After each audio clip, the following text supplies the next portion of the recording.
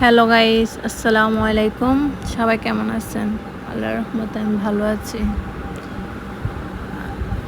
আজকে ঝটপট করে রান্নাটা করে নেব, কারণ বাচ্চার শরীরটাও ভালো না, আমার শরীরটাও ভালো না। আজকে দুপুরে রান্না করব কাঁচকলা দিয়ে মাছ। আপনারা কে কীভাবে রান্না করেন কাঁচকলা? আমি এভাবে রান্না করি, দেখতেই পাচ্ছেন। আগে কাঁচকলাটা কষিয়ে নিলাম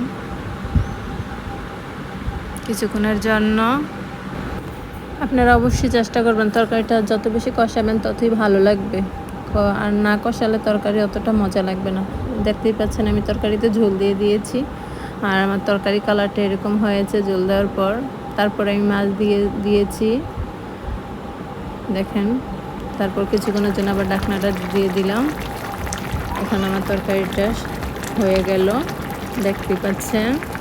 আর আমার ভিডিওটা এই পর্যন্তই। যদি আপনাদের ভালো লেগে থাকে অবশ্যই কমেন্ট করে জানাবেন, আর বেশি বেশি করে শেয়ার করুন, লাইক দিন। আল্লাহ হাফেজ।